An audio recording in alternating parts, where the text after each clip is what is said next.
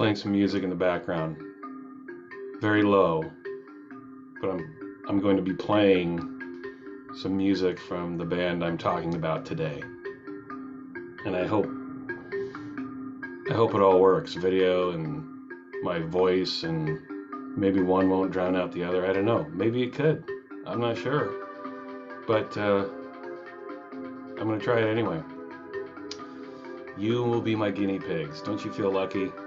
I figured, why not just play some music behind my voice as I talk about that band? Why not? Let's do this, right? Anyway, here I am. I have a lot of time this weekend to make some videos, so I'm going to make another one. I had pulled out all my Conemelt records, which is a band you should know. Conemelt. People are always looking for groups that exist from the 90s that are electronic based. Maybe you haven't heard of them or from them or of them or whatever it is, but Conemelt is one of those groups that I think is vastly underrated, unnoticed, and really awesome. This group is so good. This album I'm playing right now actually is one of my all-time favorite electronic albums. And you should know who these guys are. So if you like electronic music at all, especially from the 90s, which I do, I grew up during that time. I have tons of records from the 90s. The majority of my collection is all stuff from the 90s. This is bar none one of my favorite electronic albums. Up there with Aphex Twin, Autechre, all the big names you can name. This is right up there with it. So if you've never heard these guys, you need to check this out. And hopefully this video will help you do that. And for those of you who watched my video yesterday where I was going on about Will Smith and Chris Rock, thanks for hanging with me. That stuff makes me nuts. The way this world is, it just makes me crazy. And although very, very, very few people watch this channel, I like doing it because it's therapeutic in a certain way. I get to sit here and complain and bitch about things that make me nuts and make me mental, and then a few of you are kind enough to respond, and it feels good to have that kind of community, because not a lot of people are going out anymore because of the pandemic, and things are just nuts right now. We're all stressed out and stretched too thin, and it's just a fucked up world right now, and it's not getting any better. So this provides a little bit of relief for me, and I hope it provides relief to a few of you as well. So anyway, one side note, a quick side note. I won't go off for 20 odd minutes like I did yesterday. I wanted to mention that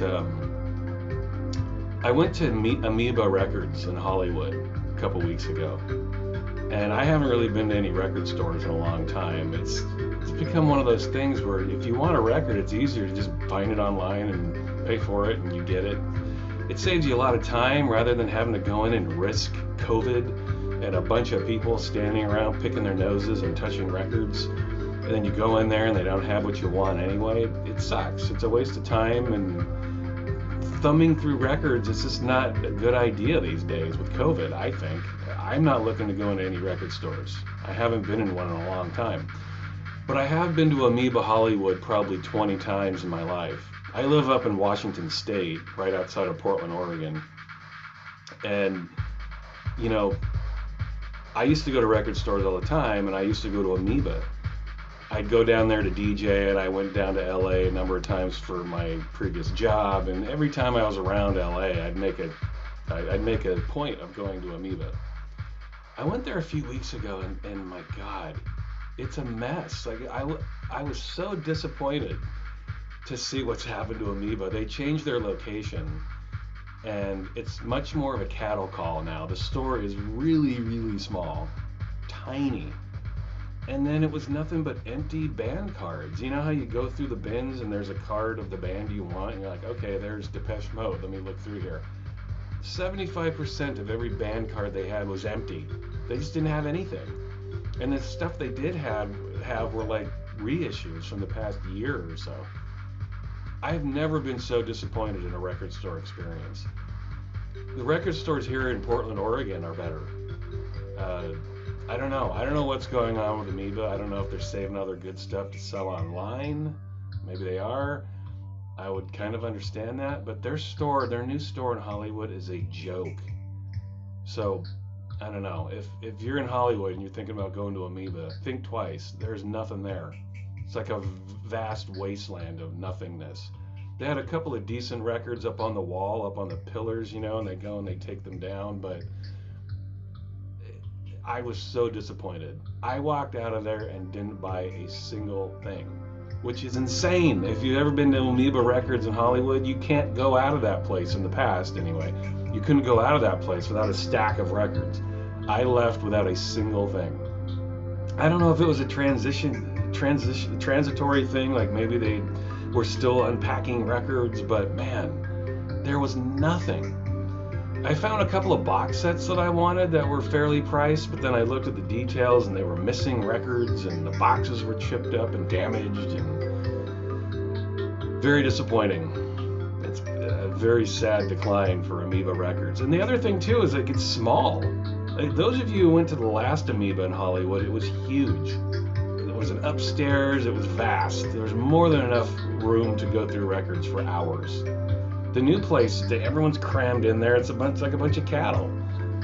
It was a very lame experience. I was in there for 1 hour and I combed the entire store and there was nothing I saw that I wanted, which was nuts.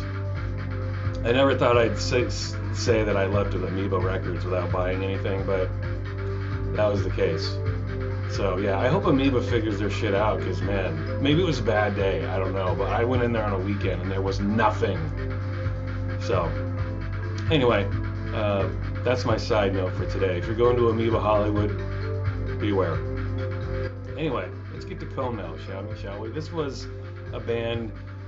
They originated in the early 90s and they released records throughout the 90s. They used a couple of different names, but Conemelt was just a very original electronic thing.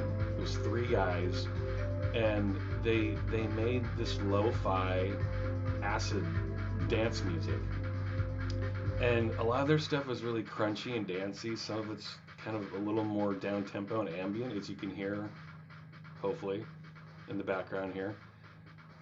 They just were always quality. Nothing they did was bad. Every Conemelt record I've ever heard, and from the 3 members, they all released stuff under different names too, like Panache, and like you see, here's some more techno. The last one is a little more down-tempo. Now we're going to get into some more dancey territory. But these guys were all over the map, and most of their stuff was just excellent. All of it was, not most of it, all of it was. If you find any record with the name Conemelt on it, buy it.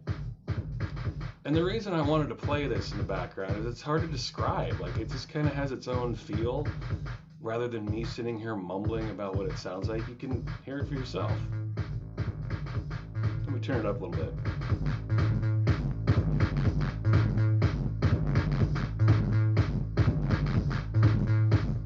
Granted, this is one of their dancier tunes. But yeah, they kind of embraced all kinds of different sounds electronically, and they just killed it every single time. So as you let this sink in, I'm going to start talking about the first record I ever picked up from these guys, which is this. It's untitled. This was on their own label, Fresh Ground Records. Just boring ass plain sleeve, but excellent record. Along the lines of this, just lo-fi. They called themselves Conemelt because they would melt the cones of their speakers in the studio. I remember reading this somewhere. I don't know if that was true, but their music has a certain level of bass. You probably can't hear it over this, but when you play it on a loud system, it's just like music that's made to melt the cones of your speakers. Lots of big popping, booming bass. But I think this was their first release, or this was. I don't know, one of these. They both came out in the same year. I remember picking this up first, and then this came after it. And we all know this. Sabres of Paradise, Andrew Weatherall's label. This is Crash Bang Wallop. Andy Weatherall's Sabres of Paradise label. Great single. More dance floor craziness on this one. They did do different styles, but that's more aim for the dance floor type stuff. And now this was the next thing they did.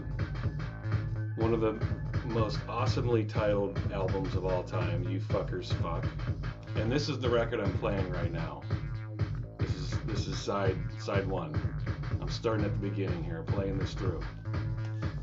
Back cover. On Fresh Ground Records again, like that first record. These are the three dudes enjoying a toke. But this is one of my favorite electronic albums of all time. If I had to make a top 25 electronic album, this would be in it. This is a beautiful record, vastly ignored. Very few people even know this band, much less know this album. So if you like electronic music, pick this up. This is a stone cold classic, one of the best. You don't find electronic records better than this. This came out in 93, I think. 95. Okay, it came out a little later than I thought. 95, there you go. I think those two singles came out in 93. This followed in 95. Just an amazing record. Top production. There's a lot of fun with it, but then they have these down-tempo, more serious songs, but then they follow that up with like the bouncing dance track. It's just a lot of stuff going on. It all works and flows. There's not a bad moment on this album. Okay, pick it up. And then this is, I don't know. This is a test pressing. I don't know where I got this. I assume I got it through one of my DJ pools somewhere. I don't know. And I also, as an English major and as a writer, I really appreciate the grammar here. Look at that. They put the comma right where it should be. Good for them. Anyway, I think I was on the mailing list for Newground for a while. That's what NG means right there, Newground. Anyway, test pressing for You Fuckers Fuck. You can't have enough copies of this, okay? You gotta have it. Oh, and this is one of their aliases. I pulled this out just to show. They have a few others, but I wanted to show this, the Corridor. This was them, maybe two of the three members, I don't know. But this was another name that they recorded under. This was more techno, like straight up techno, acid dance, bordering on trance music. Good stuff. They have an album out too. It's got a plain generic cover, that's why I'm not going to show it. Another one on Weatherall's Emissions label. You can't really see it, the glare is kind of... But this was leading into their second album. This is the Flasher Mac single, right? Flasher Mac. And this preceded their second album, which is this, Search and Destroy, I think. Confuse and Destroy. Is that an Iggy Pop album? Sorry. Confuse and Destroy. This is on Weatherall's Emissions label again. There they are again. Excellent album. Just a continuation of what they do. Great production, awesomely produced electronic noise, lo-fi goodness, dance, disco, down-tempo, acid, just freaky music, psychedelic dance music. It's here, but not annoying psychedelic dance like Hard Kiss, like some sped-up trancey bullshit. It's all over the map. You get all kinds of BPMs and styles on here. Another great album, their second album. Confuse and Destroy, not Search and Destroy. Sorry, I don't know what the hell's wrong with me. I showed this is on Fresh Ground. This is the Sticky Whippet comp. A ton of great stuff on here. I love this image too. This was basically a compilation of stuff on the Fresh Ground label. The Secret Order, that's another name for Conemelt, another one of their names. Floating Bloke, another one of their names, Conemelt. Meek, that's Andy Weatherall, his Glowing Trees track. There's some excellent stuff on here. Let's see, what's down? Corridor, Conemelt, Floating Bloke. It's basically a bunch of Conemelt tracks and one Weatherall track. Great comp. You want to pick that up if you can find it. It's the only one I've ever seen. I can't imagine it's very easy to find, so good luck on that one. Their third album, 24 Hour Conemelt. What can I say? It's another great album. Collection of awesome tracks, lo-fi goodness, dancey, disco, techno, house, down-tempo, ambient goodness.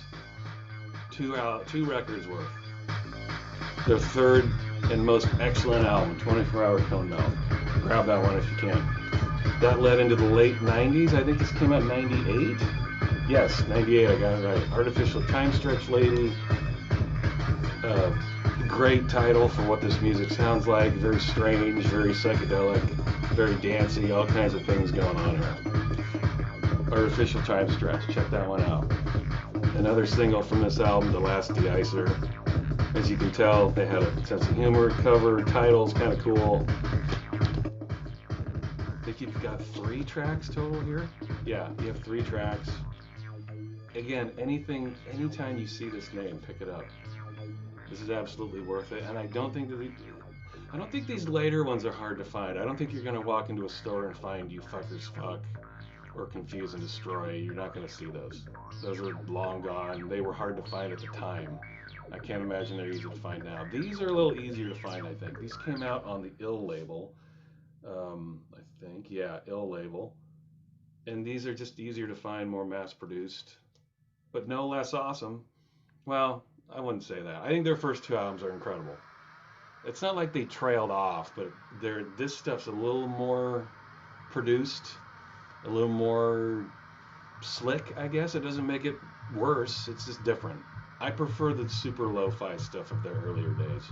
The stuff's still lo-fi to a point, but not as much. Still excellent. And then this is their last album, Stickle Brick City. Check them out. There they are, getting ready to work some magic. Another 2 records worth of goodness here. Excellent album. This is such a good album. Really, really, really good stuff. And I don't think this is hard to find. I think I saw this in a record bin here in the Northwest in the last couple years, so it's not hard to find. Again, check that out, man. Yeah. When you hear this on a loud system, forget about it. It's insane. It's great.